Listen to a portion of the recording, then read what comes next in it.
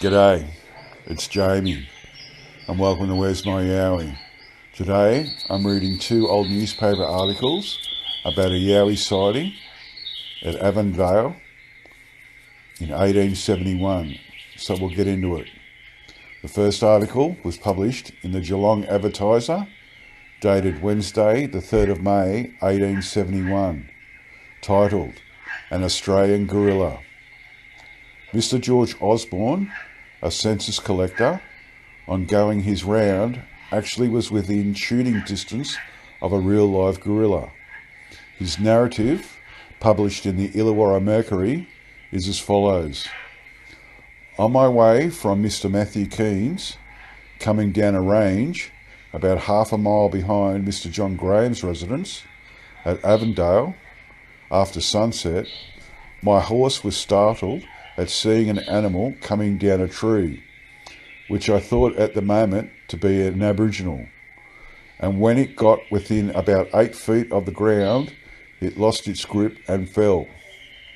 My feelings at the moment were anything but happy, but although my horse was restless, I endeavoured to get a good glimpse at the animal by following it as it retreated, until it disappeared into a gully. It somewhat resembled the shape of a man according to the following description. Height about 5 feet, slender proportions, arms long, legs like human being, only the feet being about 18 inches long and shaped like an iguana with long toes, and muscles of the arms and chest being well developed.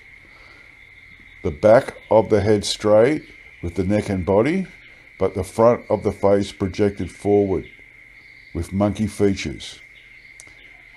Every particle of the body, except the feet and face, was covered with black hair, with a tan-coloured streak from the neck to the abdomen. While looking at me, its eyes and mouth were in motion, after the fashion of a monkey. It walked quadruped fashion, but every few paces it would turn around and look at me following it, supporting the body with 2 legs and 1 arm, whilst the other arm was placed across the hip. I also noticed that it had no tail. It appears that 2 children, named Summers, saw the same animal, or one similar, in the same locality about 2 years ago, but they say it was then only the size of a boy about 13 or 14 years of age.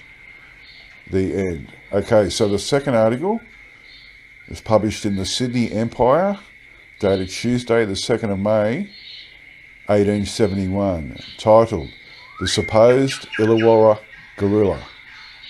Since the report of a strange animal seen by Mr George Osborne on the Avondale Ranges, and which he supposes was a gorilla, has appeared, speculations regarding the existence and species of that natural curiosity have been rife in the district. Several parties have been exploring the bush and gullies in the supposed whereabouts of his gorillaship during the past fortnight, but without success. On Wednesday last, a party of between 20 and 30 gentlemen assembled in the vicinity indicated, with dogs, ropes and firearms. But after considerable wanderings had been made by some of the party, and much patient waiting on the part of others, evening closed on the expedition without their having obtained either scent or sight of the gorilla. Strange steps and marks were noticed on the side of a fig tree in one of the gullies explored, and as the peculiar formation of the tree provided a hiding place near the upper part of the trunk, it was cut down by several willing hands. But on the tree being laid low, an old man possum made his appearance instead of the gorilla.